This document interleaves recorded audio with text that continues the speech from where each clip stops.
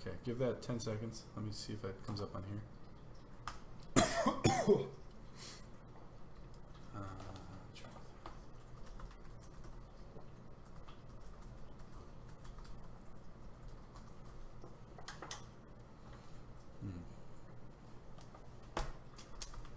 All right, go to scene one. Q, scene 1.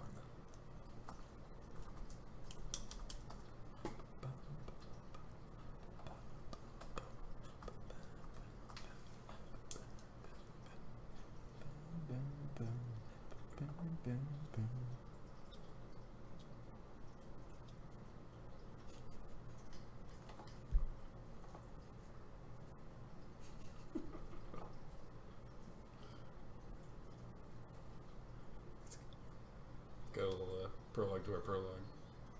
What's happening? No music though. Click the. Yeah. We'll see. We'll see if it comes up. It's you humming it. That's what we have right now.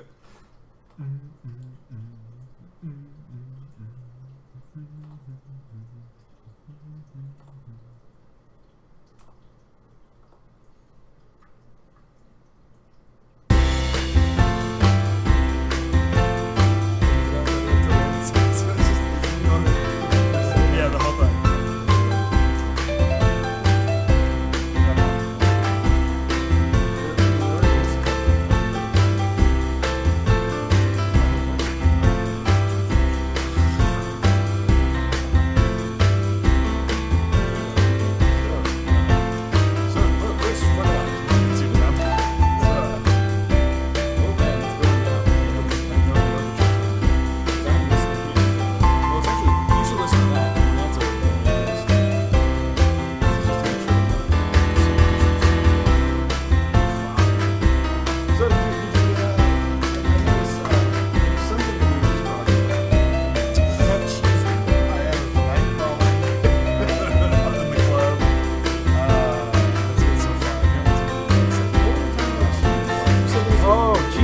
We were talking about cheese. Is it over? We were talking about cheese. No, but we started talking. We were going to real conversation. Do we want to go back? No, we can go go back. We can We rewind. cannot go back. We can't go back. There's no going back. We have the technology. We don't go backwards in vegetables on the industries. Once you go forward, you don't go back. We probably. I'm wondering if we're going to want to turn off the speaker thingy, speaker McBob. Now maybe, yeah. I don't know. Let's turn it off and see. So just talk. I mean, yeah, they could hear me humming last time, so I feel Yeah, like it should be fine. All right. So, yeah. Do we sound normal? We sound fine. So yeah, just keep talking. Okay. Well, we gotta wait and see what happens whenever we push the button. I know. Yeah, So but just keep talking. We're This watching. is We're watching the past right now, and you're gonna see it in about 5 seconds. It's on after VHS. Yeah. This is bad video. Usually I say radio, but it's weird because I'm hearing myself talk right now. What do you say when we're not talking though? It's not dead air anymore. It's not dead air anymore. That's what I don't know. I guess you haven't said dead air in a while. We've been doing good. That's fine. Yeah, we sound fine. Okay, So cool. continue. All right. Anyways, yeah. So cheese. We all like cheese. At least those of us that can enjoy it, who aren't lactose intolerant. Yes. Or I mean, yeah. But anyways, Anyway, what were we talking about with cheese? you said there is an American cheese. Yeah, there is. Besides what you'd get at the grocery store necessarily, there's an actual real American cheese, and I'm pretty sure it's Monterey Jack and Colby, and cheddar mixed together. It's a mix of two kinds of cheeses, and most like real delis will have it. But I mean, So I thought that was going to be more interesting than that. no, is. I don't know what you were expecting. I mean, it's just a cheese. But yeah, I mean, Just cheese. But yeah, there's Cheese, just you know, cheese. when you go to the store and buy Kraft slices, there's a reason why it says like American cheese product. It's not real American cheese, anyways. And it's not real cheese either. But Anywho. yeah, no, real American cheese is really good. Oh, I was telling you, I'm looking at myself and I'm seeing how sunburned I am right now because I was out again in the sun. And I'm back to being mostly pale. you've recovered and I've regressed. You've relapsed. I've relapsed. Back to the sun. Hitting that old Comment sun from Abe. again. Tom hates America. We all know this. So, anyway. Come on. Well, one funny thing that it's like my only interesting story from that. There wasn't really anything There's that was nothing that to do with notable cheese. because Okay. it has nothing on this whole cheese thing. But so Aubrey's brother is out of a kind of long-term-ish relationship. What, like 2 months? No, they were together for years. Oh, so yeah, long term. Like 4 years, yeah. That's long term. It's like 1/5 of his life. It's long term. Well, so anyway, yeah. So he wants to get back with her, and this is totally spoiling it. So hopefully, all of their friends aren't watching this because it's personal. Keep your mouth shut, Abe. He does live in Kansas, actually. So, interesting. Yeah, so they might know each other. Yeah, they might. Well, I think Abe is on the Missouri side of Kansas City, but it's basically. Counts, so he's in Missouri. Abe is in Missouri. Oh, okay, that's not Kansas. Kansas City, Missouri.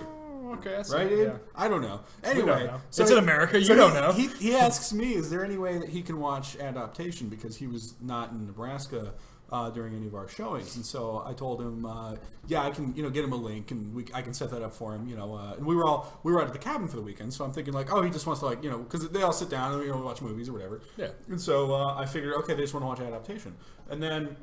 Later on, he tells me, I say, okay, so everyone's going to get ready to watch a movie. I'm like, all right, I'll set up Adaptation. He's like, no, I don't want to watch it now. So I don't want to watch that shit. And then that's what it sounded like. So I was like, okay, whatever. You don't have to watch it. Yeah. Missouri. Anything else?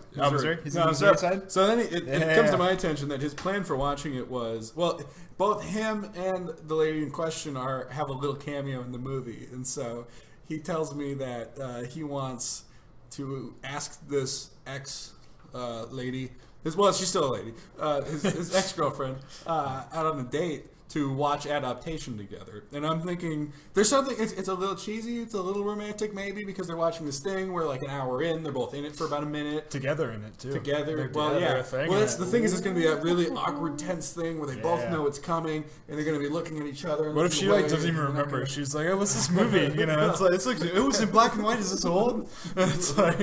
but I'm thinking the funniest thing about the whole thing is that they're going to sit through an hour of Will just being a complete idiot. Right. To get to this, just so you can have this one moment with his this personal tension between the two of them as you watch Will try to grind coffee beans in a plastic bag with a hammer and do all these stupid things that he does, and it's like the fact that is becoming his romantic does he even know what the movie's about? Like, he hasn't seen any of it, I don't think. Besides, I don't think he saw a script. I don't think anything. He's only in like one or two scenes. He's in two scenes. She's in two scenes. They're in one scene together, and they're both in one scene not together. Well, yeah, after they broke up. No, I'm just kidding. No. This was a year ago. So I love that Adaptation has become part of a romantic goal, and I love that they're watching Will be Will. Yes, that's my favorite thing about that. We've already gone down a listener, or a watcher. So let's rejuvenate this. I've got my little personal shindig out of the way. Your turn. What's going on? Your turn. Well, We're down two. We're down two now. Stop saying that. They can hear you. Now we're up one. So you started talking. Keep talking. Hey, I'll just shut up for a little while and drink some coffee. In this last week or so, I was cruising around town late at night, right? And an ambulance flies by me. Okay. And I'm like, okay, an ambulance. I'm enjoying your smirk when you start this because nothing that exciting's happened, but I can tell there's the glow. So yeah, I'm going down like L Street, so it's a fast-ish street. It's like halfway between like a highway and a regular road. And so, I'm going down, like, all the lights, all the lights keep turning green as the ambulance is going by with me. And after a while, you're just driving with the ambulance. Yeah, I'm pretty much driving with the ambulance. Then I get an idea. And I'm like, I'm going to follow the ambulance. You want to see what's going on? I do. I want to see what's going on. So I follow the ambulance. And we get to this stretch of road. And there's like 5 cars like on the side of the road. There's a motorcycle. Okay, it's becoming a we now. we get to the scene of the crime. The royal we. Yes. And so we get there, and there are cars everywhere. There's a motorcycle like flipped over, just demolished. There's a dude like in the road, like just like dead. I'm assuming he was dead. He was not moving, and there was nobody. There was nobody like around him at the time. This show is taking a dark turn. It got very dark. Like I'm like, oh, this is gonna be so exciting. I'm gonna go night crawling, and then I like saw dead people in like a 5-car accident. You're like, hey, I'm sorry. Yeah. And so like I like the ambulance like kind of stops and goes over to him, and I just keep going. And I'm like, oh, okay.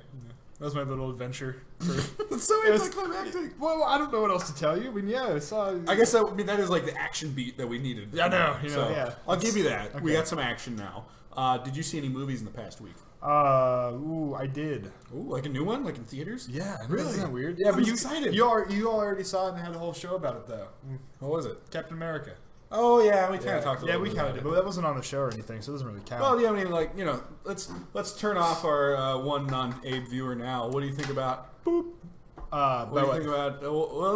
Rag on. Well, okay, Captain America: Civil War is beloved. Is it really? Everyone loves it. Why? It's made a ton of money. Rotten Tomatoes is going bonkers. How? So they punch each other in an airport for 20 minutes, then walk away, and then this is my question. This is my question. When the world basically had like an honest reaction to Batman versus Superman, which is like, well, I guess you kind of tried, but it's not really any good. Yeah. I was like, I didn't really feel personally like there's anything wrong with that because I basically agree with it.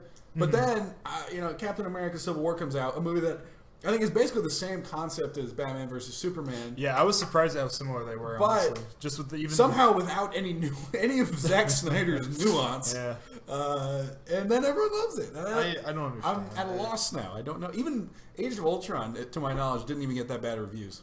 Really, I figured that would have gotten slammed, if not even more. This is my concern, dude. Yes, we should all be worried about this development. Why? I don't think it's a conspiracy. I don't think it's Disney paying off critics. Why do they give Marvel a free pass though?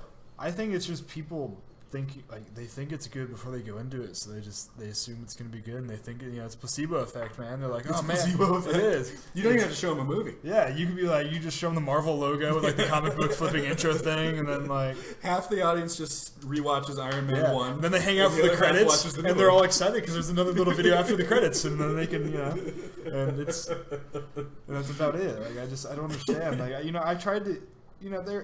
I tried to enjoy it even. Like I haven't seen any of the other Captain America movies, and as far as I can tell, you don't need to. What I can tell you is I've seen bits and pieces in that. I went to see the first one and fell asleep.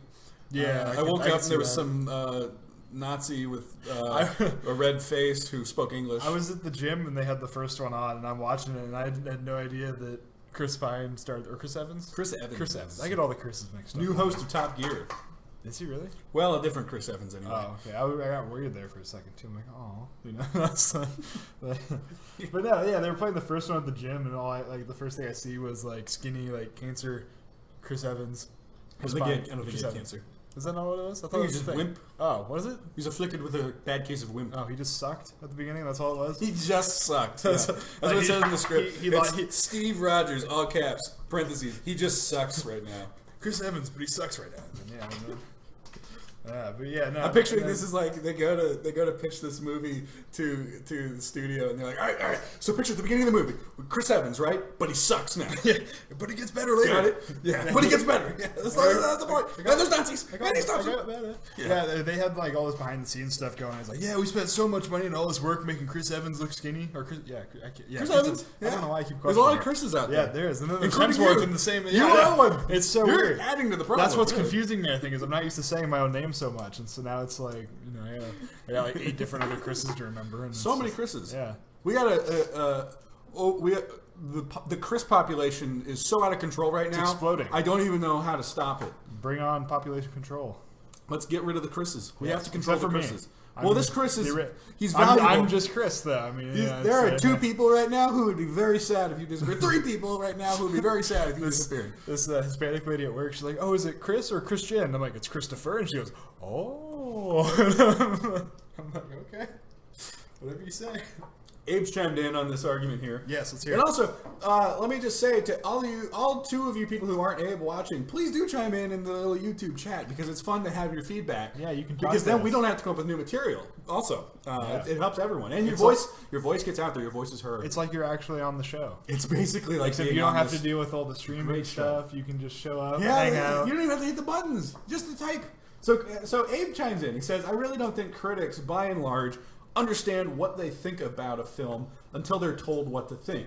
They know they're supposed to like Marvel." And I think that does reflect basically the way that these ones have been treated. Because to my knowledge, and I could be wrong here, I think even those Thor movies got pretty good reviews. And I saw that first Thor movie, and I got to tell you, that was a tough one to sit through. It was boring. I don't even know how I stayed awake through that one, and I regretted it, but I managed it. I mean, Civil War had a few like almost okay moments. Like it had a few little jokes that were all right, but I feel like that shouldn't be what has to carry your, superhero movie about such a heavy topic that they just kind of drop. Well, it's just so like there's no unfocused. clear resolution whatsoever. They're like, okay, so are they all like fugitives now, except for Robert Downey Jr.? Well, I mean, essentially, what you kind of just get this slap in the face to like. There's that woman who approaches Robert Downey Jr. at the beginning. Mm-hmm. When Chris was first telling me about watching this movie, he kept calling Stark Robert. So when she goes up to Stark, Robert, there we go. Yeah, I guess I could use that little one. Side note, little footnote. Well, so she comes up. She's got a legitimate complaint. You know, Robert Downey Jr. Robert made Ultron, right? Yeah. And then they dropped Russia, and her son died. Yeah, the Ultron. Yeah, so he by proxy dropped Russia. Yeah, and Captain America, the whole movie is basically screw you, victims of collateral damage because of unregulated people being allowed to do whatever they want and cause whatever damage they want. I need to throw my shield wherever I want. Yeah, yeah. And that's, I mean, it's so mean. That's such a mean message. What still throws me off is that, what's his name? Falcon just runs around with guns and rockets. Like everyone else, you know, like Captain kind of just, you know, punches the dude, knocks him out. This guy, like, he and pushes the button, and like rockets shoot out, and this guy like explodes, and I'm like, dang, can a superhero do that? Is that all right?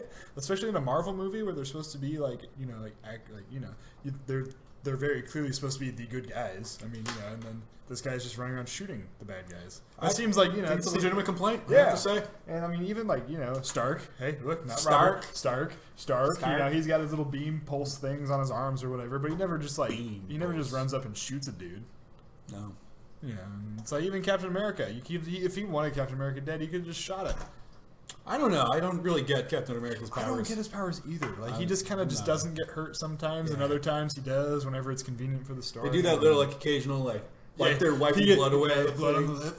Yeah, that's about the extent of it. Yeah. I don't know. I'm with you. I'm very disappointed. I saw a movie that I enjoyed.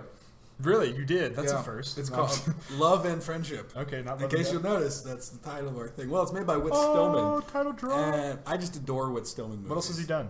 He made 3 of my favorite movies in the 90s called Metropolitan, Barcelona, and The Last Days of Disco. Interesting. I haven't heard of any of all those. 10 out of 10s for me. I just adore them. They're beautiful, phenomenal movies. You told me about these good movies. I think I mentioned them. I don't know how to ever like made you sit down and watch them, which may as well because they're like 90 minutes, so easy. It's not like telling you to watch Barry Lyndon, where it's like, let me clear off a couple weeks. Yeah, right. Take a couple weeks off work. So use some of that paid vacation time watching Barry Lyndon. But they're like these very so Metropolitan is about spoiled rich kids who are throwing debutante parties where that's the tradition, the European tradition of the young woman would debut in society. Yeah. And so they're doing that and having these sort of pseudo intellectual college conversations, you know, in their tuxedos and everything, and then this middle class socialist college student accidentally gets invited to the parties and he's kind of joining the culture, and it's like, you know, that's basically most of the story right there, but it's hilarious. It's so witty, it's so funny. So Whit Stillman, Whity. Whitty Stillman. And then Barcelona is about a guy who is he works in advertising. He's American, but he's in Barcelona. Okay. And his cousin, who's in the American army, comes to stay with him. And basically, it's a comedy about American foreign policy, which sounds terrible, but it's hilarious. You got something to say. I'll stop. I was going to say, the movie I saw like the last half of a very, very bad old movie from what I could tell. All right, hang on to that. Okay. Wait till I get around to Steve. You do your thing. Interrupt me. Yeah. Last Days of Disco is about disco clubs in the early 80s. Okay, that sounds fun. With sort of the end of the disco experience and the rise of STDs. And sort of the intersection of it all. Yeah. And they're all just, I mean, very, very conversational, very clever, very funny movies. And Whit Stillman, he has a very interesting style because he likes to sort of underemphasize all of the dramatic moments. And so it's got this, it's just like this very pleasant tone the whole time throughout the movies, but there are sort of these arcs that are going all over. There's these people who do get very upset about things, but he doesn't really focus on it in a way where, like, you never get the really intense music as it's a really intense moment. You get, you know, like the same pleasant music that's been playing the whole time as it's happening. And so he kind of, over the course of his career, I think he's like more and more de-emphasized all of the things that should, well, according to, you know, other filmmakers, be the emphasis. And so, like, there's some filmmakers who excel at emphasis, basically. Like Wes Anderson is all emphasis, basically, about the moments and the emotion of everything that's going on. Stillman is the complete opposite of that. And so I love his movies. And then, so 12 years happened between Last Days of Disco and his next one, which is a movie called Damsels in Distress, which already, like, it probably sounds like a movie I would like, all right, right off the bat. And then, not only that, Greta Gerwig stars in it. So I'm like, Whit Stillman's back. He's got Greta Gerwig. How can I not adore this movie? It comes out, I see it the first time. I'm like... Was it bad? I think it was okay. You know, Oh no! I go back the next week. I see it again. I'm trying to convince myself. I'm like, it doesn't work. Oh no! It was. How did the Greta? It's even funny. Greta's not working for you this time. It's his funniest pitch. It's about Greta Gerwig and her cohorts are college students who decide that they're going to fight the rise in suicides among college students across the country by having a therapeutic tap dancing club. What? Okay. And it should be funny. There's nothing about that pitch with that cast and him that shouldn't be really funny. But it was not funny? It just doesn't work. Oh. Something about it. Something was just off. It sounds like, yeah. I thought I'd love it. And yeah. Greta. And Greta. Man, damn. Yeah. Greta's not even that funny in it. She's trying, but it's just, I don't know. So, well, the weird thing about Damsels in Distress is you watch Metropolitan, his first movie. He never made a movie. He made like some shorts before, some advertising stuff. And it feels like a very, very polished movie. It does not feel like a first movie, I would say. Damsels in Distress feels very much like a first movie. So I'm thinking like, that's weird. I wonder if he just lost it. 12 years of doing other things. Okay. He comes back, makes another one. I don't know. Then I was still kind of feeling the post-damsel, depression. Post-damsel depression. I was post-damsel depression. And we've all been there every once in a while, Tom. Well, so I'm feeling that. Then he has a Amazon Studios pilot that comes out, and I didn't even watch it. I was like, I don't know if he still has it. I don't want it to tarnish what I love about those 90 movies because I love those 90s movies so much. Did you watch the pilot though? Now it's unavailable. By the time I was ready to watch it. By the time I had mourned and grieved, I was ready to watch it. Where can we find it? I don't know. We can find it. Oh. That was live. I don't know. That seemed I mysterious just said we to me. can find it. I think I think we can look there was an around, implication there. We can find it. So anyway, so then word comes out that his next movie was going to be an adaptation. I can't even say that word now. Yeah, an adaptation. I like catch myself in my adaptation. An adaptation of a previously unpublished and possibly unfinished Jane Austen novella called Lady Susan, which is a bunch of letters. It's a bunch of fictionalized letters about a woman who's coming to live with her brother and his estate with his family and causing all sorts of havoc because they don't like her.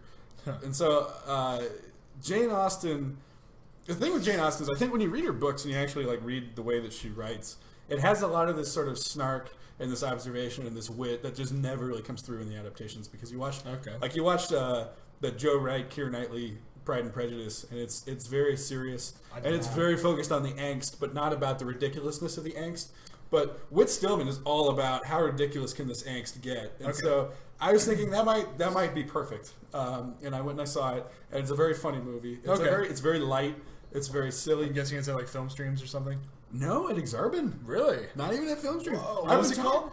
Love and Friendship. Love and Friendship. With love ampersand friendship. Yes, that's right. Yeah.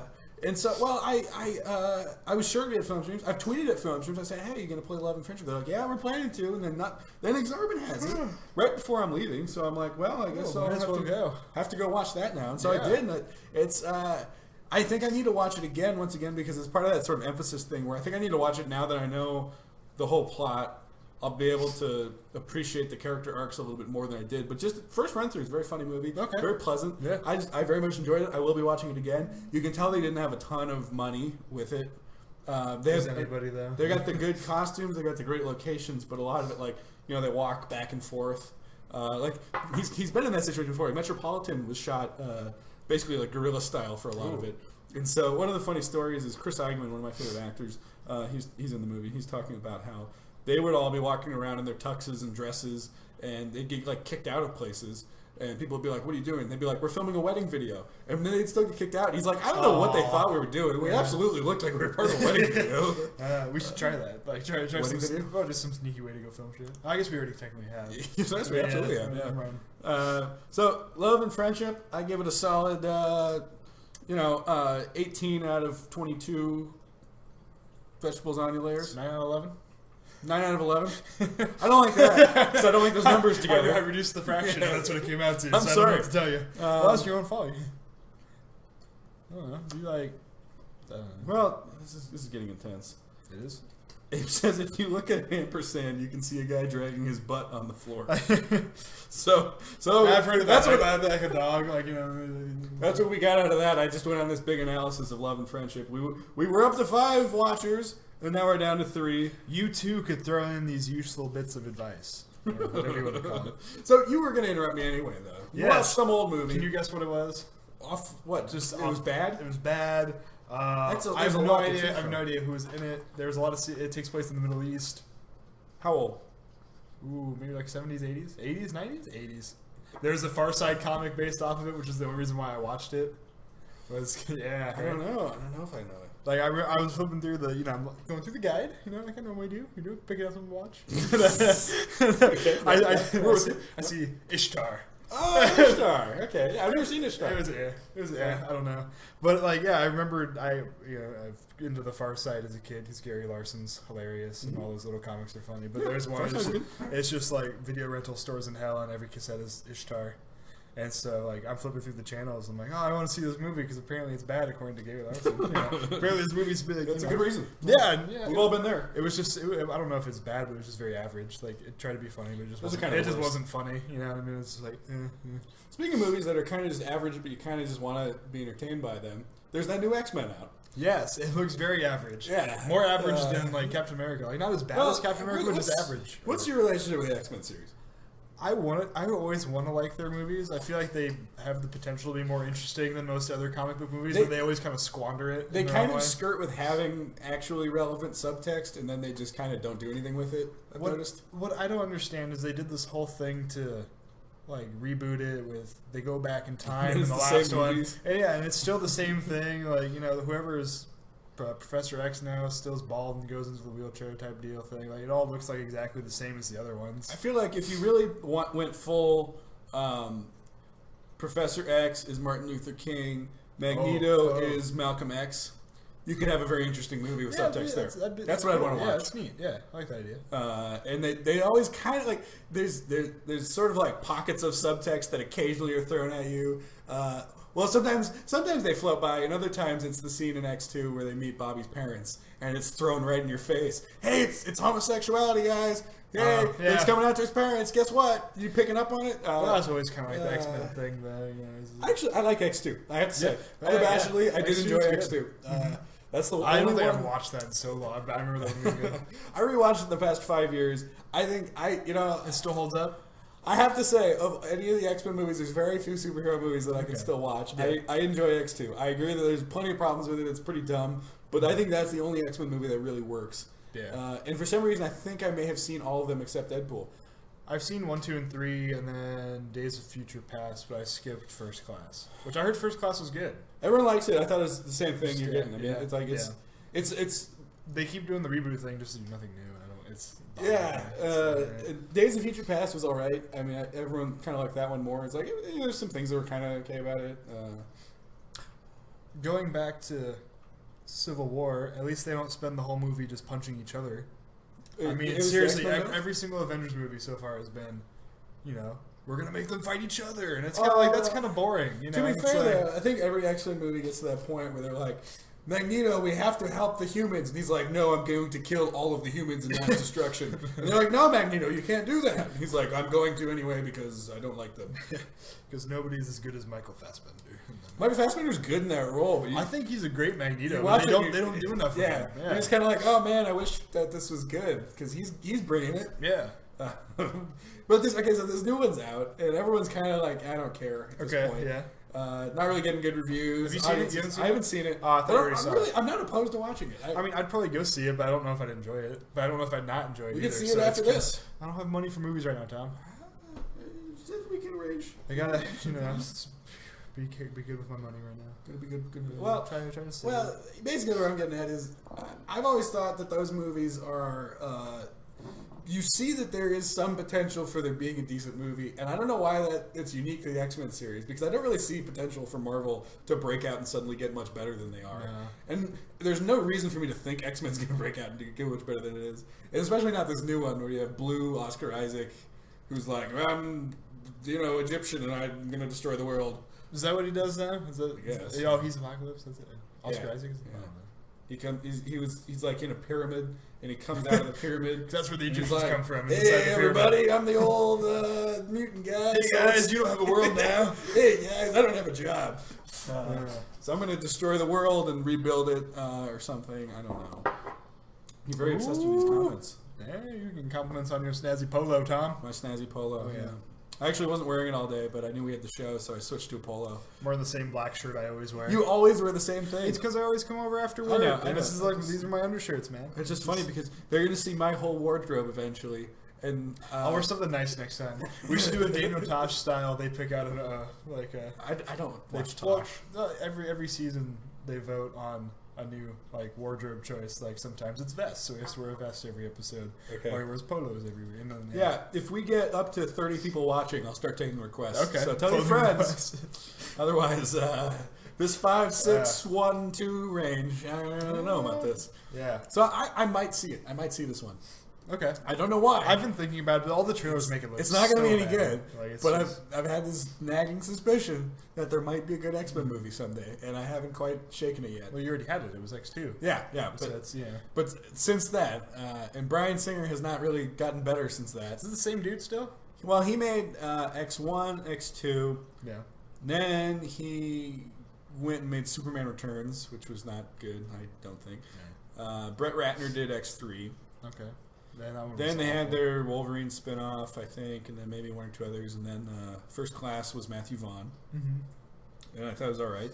I didn't think it was any better than the other real ones. Speaking of terrible movies, you gonna go see Warcraft? I go sit through the CGI fest of... It just looks bad. You know what? Okay, I was flipping through Facebook, and there was a nice little article that popped up, and it was about... Vice? What's it, Duncan Jones? Yeah. This is the director. Zoe Yeah. Bowie? Yeah, well, that's what happens. Is I read like the first 2 sentences of the article, and it's like, oh, Duncan Jones, son of David Bowie. I'm like, oh, that's interesting, and then I close out of the article because I was like, and then the rest of it's just gonna be boring. Well, did 'Cause you ever the, see, the rest of it was just him whining about how hard of a job it was to make this movie and how it's Did all you his personal see stuff. I'm like, oh, I don't Moon care. or Source Code? No. Those were pretty good, I thought. Really? Was it the same guy? Yeah. Oh, I didn't know that. No, Moon. Oh, I've heard both of those are really good. They're kind but of no. they're like fun But, Twilight Zone. yeah, it's just like, I'm like, Uh, oh, cool, he's David Bowie's son. That's all I wanted to know. Like, the rest of the information I would have gotten. I think from I the read that article- same one. Yeah, like nothing else in there would have been as interesting to me as that one part. So One I thing that's closed it. funny in that interview, if it's the same one, is he's talking about how his dad. He's like, yeah, my dad loved Moon. He loved Source Code. I showed him World of Warcraft, and he was really impressed with some of the special effects we made. You can tell it was one of those like. I don't think he liked it, but he had something nice to say. He's your dad. Of course Yeah. he's going to say it. So he's like, oh, yeah, some of those orc things looked kind of okay. That's what I got out of that. But And then he I feel died. bad because, yeah, David Bowie's dead.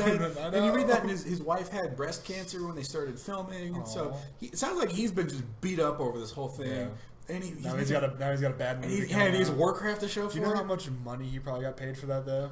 Touche. I mean, he probably... yeah. he Activision can- has made so much money off this game in general, and then they've got that whole I don't know. It's people are gonna go see it anyways, just because all the nerds Will that they? all the nerds that play World of Warcraft are gonna go see it. Tell us in the comments. Are Which- you going to go see Warcraft, the Yeah. new Duncan Jones movie? Which Kind of endorsed a little bit by David Bowie. yeah, he says the special effects are okay sometimes. David Bowie says the special effects were all right. Yes. Quoted on the back, like attributed to Ziggy Stardust.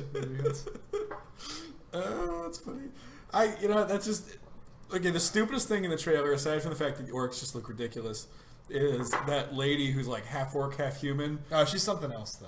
Is She's she? not- yeah, she She looks like they just bought I- that costume at Nah. Mangelson's before they started filming. Because I played 1, 2, and not 1, 2, 3. I played 2. Nerd. I We're gonna played 2 lose and 3. viewers now. No, it's not. They're gone. They're abandoning ship. It's not World of Warcraft. It's a totally. What is it? It's their strategy games. This is what they were. 1, 2, and 3 were like you build bases and you build armies and have them smash into each other, and you just slaughter the other side until you win. Okay. Yeah, and then they turn it into I don't know what the hell, World of Warcraft online stuff. But yeah. Okay, you know the nerdy thing? Aubrey used to play it. Really? World of Warcraft? That's funny. I couldn't see that. Wait, no, Aubrey. Yeah, okay. Not the Coliseum. So that happens. Yeah, that's funny, but I don't know. Yeah, I knew. I never really played it, I so- couldn't get into it.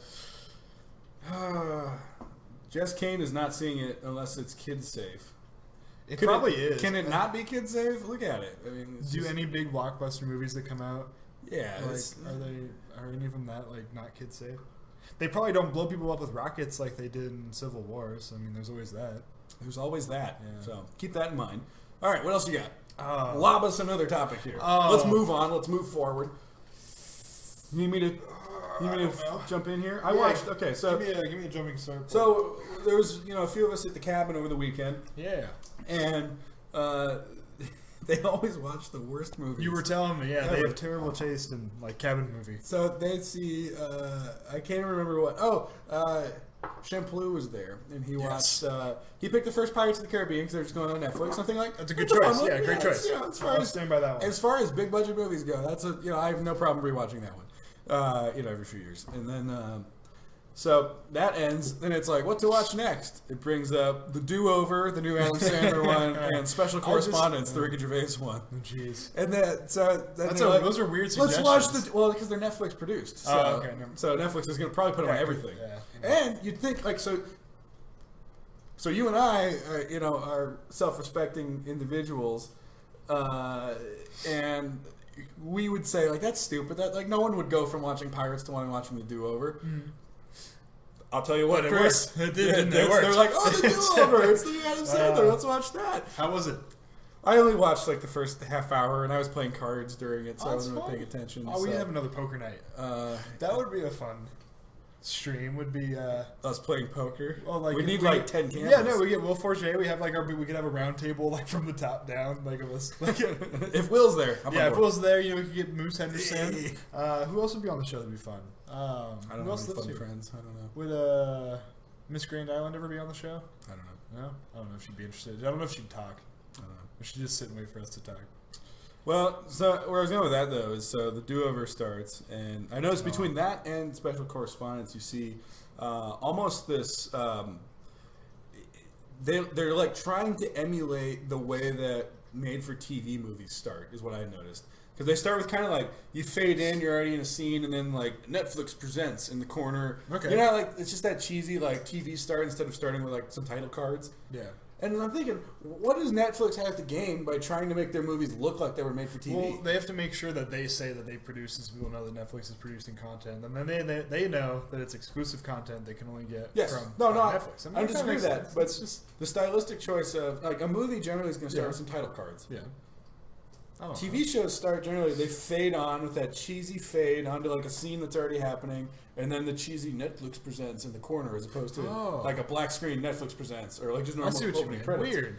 It's like when a TV episode starts. Well, okay. Speaking of which, that actually got me thinking. I was binge watching some Netflix. So we still have some time left. We do. How much time we got left? So much. Oh, okay, cool. Yeah. Well, I'm watching Netflix because that's how I start all my stories. Say something like that. And I was chasing an ambulance. Yeah.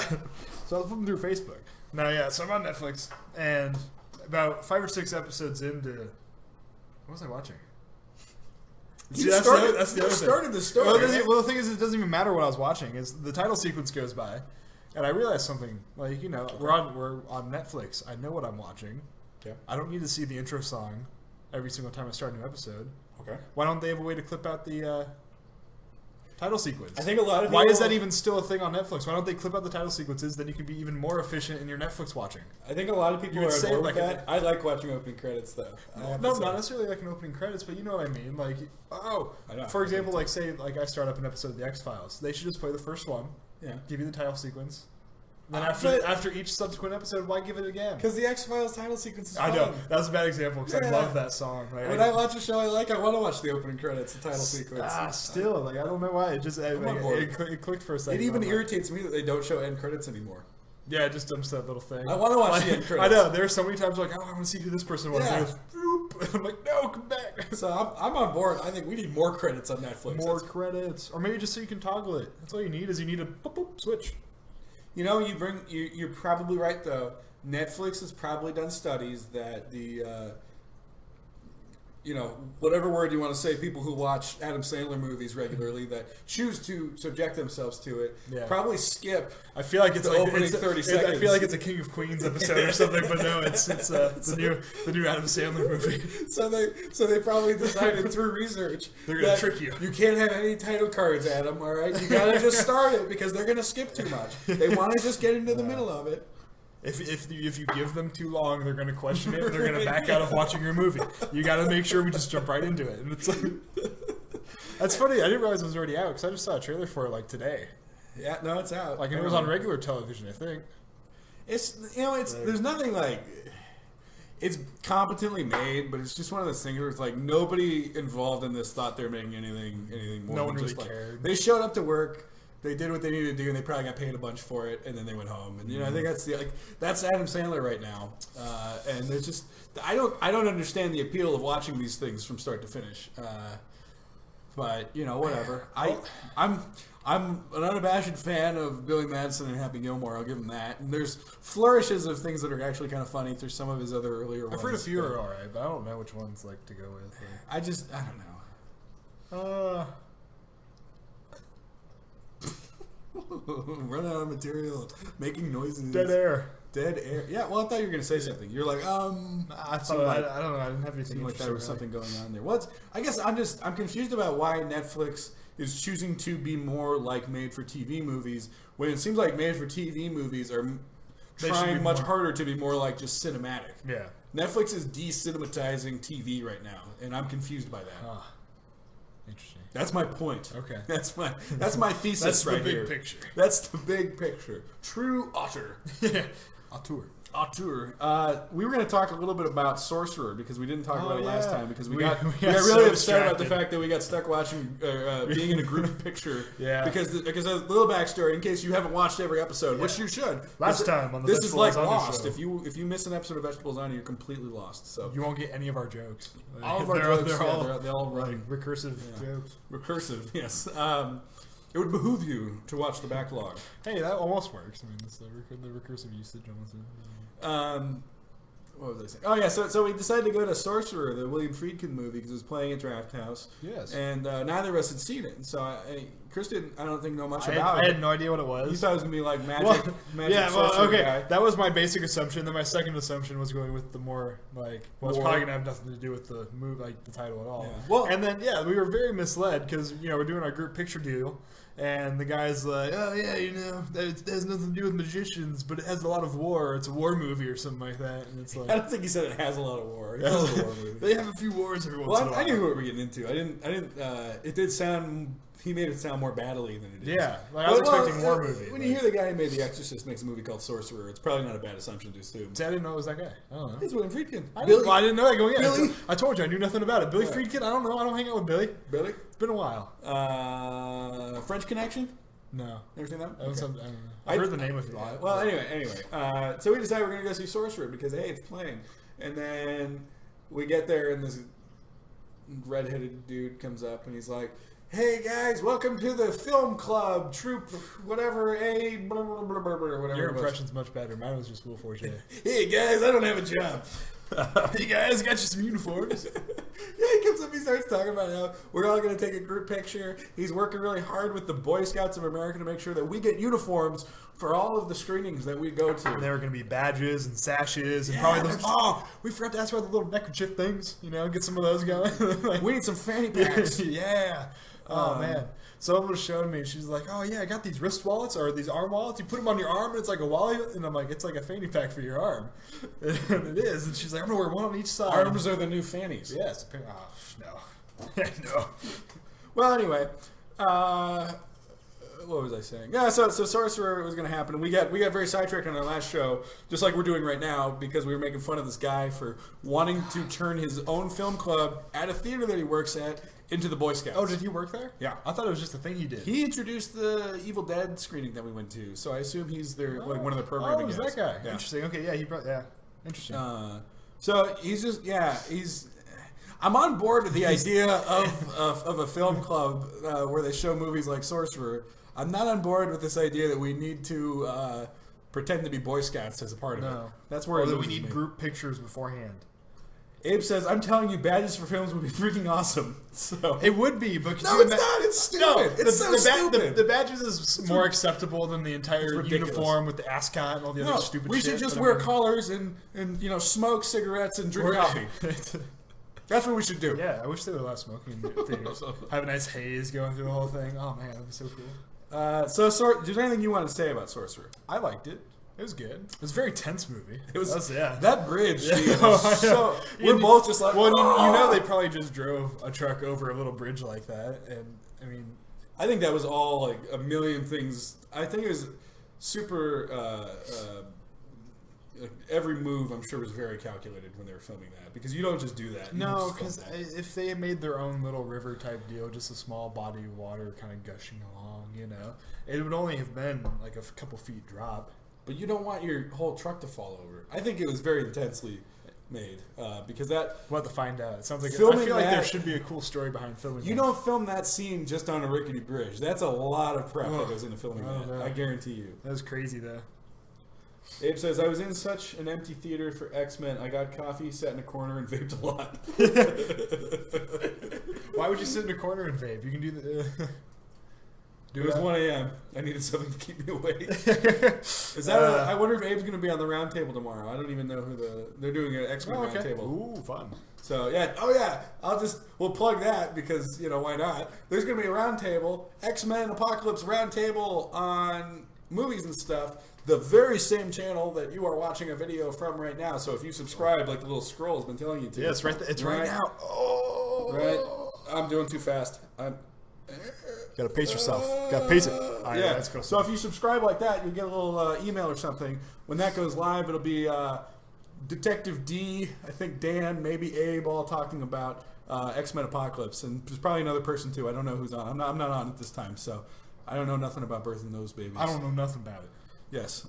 Anyway, so Sorcerer. Yeah. What did you think about it? I don't know. I enjoyed it. I probably wouldn't watch it again anytime soon because it was kind of a slow movie. But I mean, it was interesting. I love the opening sequences. Oh yeah, the little introductions. The really quick jumps from each of them was very fun. It took me a little bit to realize that all of a sudden, they're all in the same little shitty country. Yeah. I was like, oh, okay, interesting. And then they're well, I mean, even before that, just like when they're all on their own stuff. Oh yeah. I thought that was very fun. Right between. The church robbery, beautiful. Oh yeah, or the British dude. I thought that was hilarious for some reason. French dude.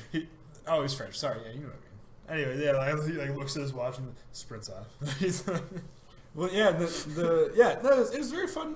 It was fun. It was tense when it needed to be. I expected it to be a lot sillier after that part because I was like, this is fun. This is gonna be a fun little dark comedy. And it just gets really intense. Then it just gets really dark. It works as it's like metaphor about the state of the world. All these different cultures running together on seemingly a sinking ship that you can't really control.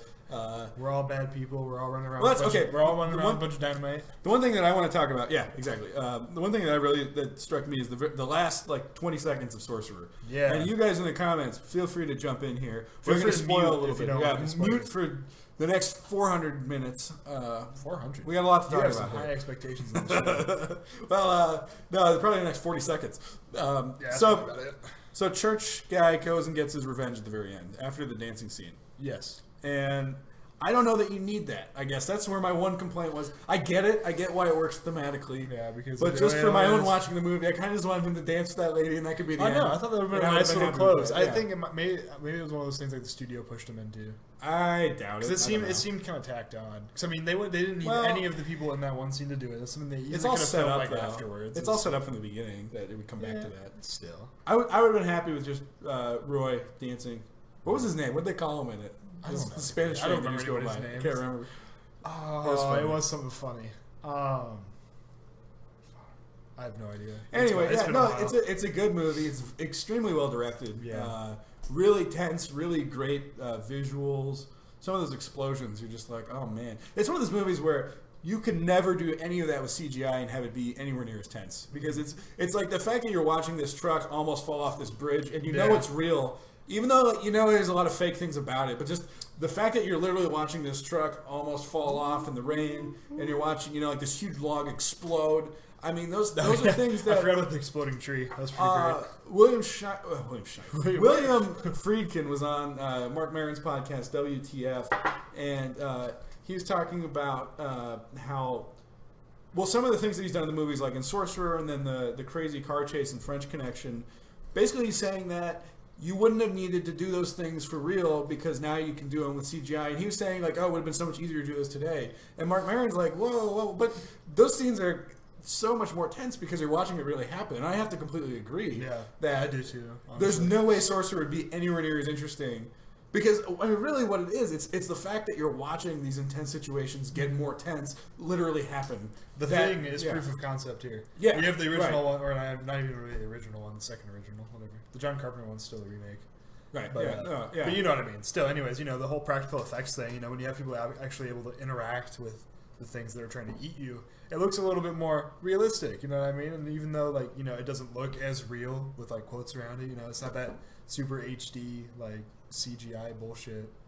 Like just the actual interaction between the two things makes it feel so much more grounded. Absolutely. And Sorcerer would be terrible if you gave it a big budget and made it today. No, it would be this really long dry. It would be a really boring version of Mad Max. Yeah. Well, even like Mad Max, there's so much fakery going on. Mm-hmm.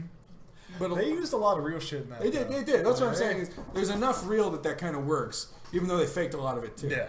But Sorcerer, I mean, that's all. That's real. I mean, as real as you can get, sort of making something like that. I know what you mean. And so, it's a really good movie. I like it more than The Exorcist, I'd say for sure.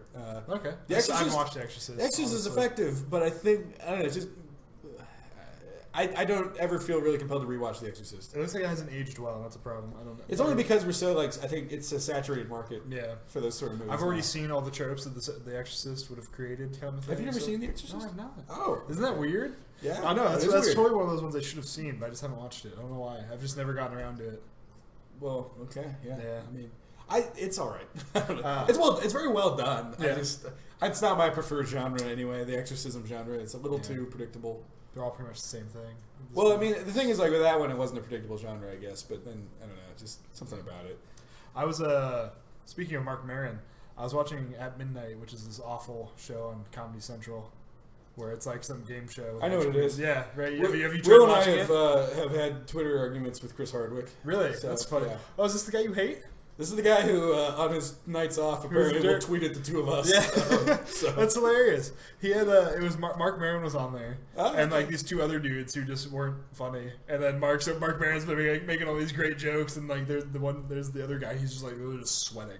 Like he's practically dripping, and he's like trying to make up all these funny jokes. And like Mark Maron's just kind of like, "Hey guys," high intensity. And I felt so bad for him because he wins like a video game. And I'm like, Mark Maron's not gonna go home plug this game into his PS4 and hang out. They had Mark Maron plugging the new Star Wars in one of his ads they did for the show. Funny. It was so funny because you could tell Mark Maron just does not care at all. So, go see the new Star Wars. Lightsabers. They're doing. Yeah, he's trying like really hard to make it earnest, but there's just no passion. He doesn't like Star Wars. I can see him. He's a high art man. Is he? Yeah. What? Empire Strikes Back is high art. Apparently, what's the guy's name who was he was Finn in the new one? Luke? Well, no. In what? In Star Wars? Yeah, in Star Wars. I don't know. I don't remember his name. Apparently, he used to do a bunch of stock photography shit. John Boyega. Yes, John Boyega. And he was in a bunch of stock photos that the University of Nebraska of Omaha used on billboards on their website and stuff like that. And someone noticed, like, hey, it's that guy from Star Wars. He goes to UNO. But no, he doesn't actually go to UNO. They just, Wasn't he English? Yeah, something like that. Something like that. I don't know. I don't know much about Boyega. I don't know what the... Boyega. That's all I got on that. I got no material there. What else do you have on your list? Have we gone through? Have we completed your list of things? I have my club experience. Yeah, it's club time. Oh my god, we're going clubbing on a. It's club Monday. Time. Club Monday. Club Mondays. Oh, happy Memorial Day, everyone! Oh yeah, good job, vets. Happy We appreciate it. We do, honestly. Yeah. Anyway, so clubs. It was one of my good friend Chelsea's birthday the other day. And Christine's. It was like a double. All the birthdays. It was a double whammy birthday. All your friends. There was a third one who I didn't know, and she tagged along too with like all the other people. Not a fan of her. She's like, "Oh, it's my birthday too," and I'm like, "I didn't know that." You're like, "I don't believe you." Yeah, and I'm like, I don't really like her anyway. So that's I can tell. I was like, "Yeah." I was like, "Who cares?" But get out. They all, I was with my crowd of ladies, and they all wanted to go down to the. What do you call that? Your pride? My pussy posse. That's a different take. So pride alliteration. I had to go with the alliteration. Pride is a lion works because there's I think generally like one male, right? Okay, sure, yeah, that works. My pride. I was with my pride. Female lions do the hunting. Sometimes during the daytime they do. At nighttime, all the men come out and they hunt too. Oh, all right. Anyway, they both hunt. So you and the ladies are going clubbing. We went clubbing, and apparently there's only like 2 clubs downtown. So we went to the Sticky Club, the Hive. That's always been my go-to. Never pitched that one well. I don't, but you know what? After my second experience, it's such a better choice. They cleaned it. No, well, actually, it wasn't sticky last time I went there, which was surprising. Maybe it just wasn't late enough in the night. The stick hadn't come out yet. Move on. You got forward. Okay, so yeah, we went to the local gay bar, which is you and your ladies. Yeah, apparently it's just a thing that they all do is they all go to the gay bar, and it's straight night on Saturdays. Straight night at the gay bar. Yeah, which is Friday is like amateur strip night. Okay. Wednesday is like. Have you gone to that? No, I've not. I haven't gone to any of the ones besides. This was my first experience going there. I've actually never been into a club like this before. The gay bar. Yes, but in general, like the club was almost really nice. Like it was huge. Okay. Like they had like neat little pool tables up top with another little bar. They had all this other stuff going on. They had like this back patio with all this neat fire and shit. All these plants going on everywhere. Going on. You're getting intense. Going on. You're trying here. Like I was like, oh sweet, this place is gonna be cool, you know. And then we get out to the dance floor, and half the people aren't even like wearing clothes. Like there's no. Well, I mean, no, not completely naked. There was like 12 dudes who, as far as I could tell, didn't actually show up together. They were all just like chilling, and they just wore boxer briefs. So you hadn't gotten the memo. I missed that. Yeah, I didn't know. No one told me about this. That apparently, boxer briefs are the go-to club of choice. Like, at a gay bar. You're not anticipating boxer briefs, really? Not from the patrons. Maybe from like I don't know, like the weird wait staff or something. But it was straight night. Also, was the weird thing. So, yeah, and at a gay bar. But yeah, no, it was straight night at the gay bar. It was bizarre. Well, we had a gay guy with us. He's like, this place is kind of weird. And I'm sorry, man. You know, it's like it wasn't my choice. And this girl comes up and she's like, "Do you want to dance?" And I'm like, I couldn't hear her. I'm like, "What?" She's like, "Do you like women?" And she like yells into my ear. I'm like, "Yeah." I'm like, "Okay." I was like, "Yeah, that's me." Yeah, I like that. Man, it was just bizarre. So you danced with the lady. I did. Like, who likes men? Yes. Okay. She was like, "Do you like women?" I'm like, "Yeah." "Do you like men?" She's like, "Yeah." And I'm like, "Okay, cool." That's how great bonds. I mean, it is. Start a beautiful friendship. And I don't know. You lost your steam with that one. Yeah. You want to talk about it? No. I don't want to talk about it. When did the straight nights at the gay bar start? Go quiet. But yeah, like it was just very. It was just a very surreal experience. Like it wasn't. All that story had was you went to a gay bar. It was kind of weird, and you danced with somebody. That was the substance of that story. That was most of it. Just so you know. Yeah, I know. I thought it was gonna. There's not much substance to anything I talk about, Tom. Yeah, but it seemed like you set up a lot of pieces, and then you were like, yeah. There was a lot of flashing going on, only from men, which was lame. But I mean, they flashed you. They're just in a general flashing sense. Like it was just they like pulled down their boxer briefs all of a sudden. Like we were outside smoking a cigarette, and I look over. There was nobody even standing by. He's just standing alone outside, just kind of. It goes right back up. It was just casual. And that was it. Yeah, casual flash. It was a very slow one. It wasn't a quick one. It was casual. It was just very casual. He's relaxed about it. It was. He's not trying to surprise anyone. But the thing that confused me about the whole boxer briefs thing is, Chris, did you go to the parking lot? They didn't have a parking lot. They had a back alley. Get your facts straight, Abe. This is not Kansas City. Did you go to her place? What? He asks.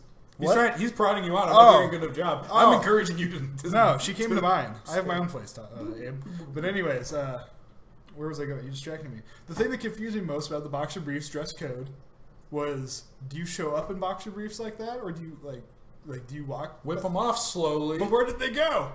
Where did they? I don't know. Like, I haven't even been there. Like how just put them on your table. Like you can't just walk down the street in a pair of boxer. Go to the briefs, bartender. Here's my pants. And it's like and I realized I realized how normal I felt all of a sudden. Like there were people in like bondage gear and stuff.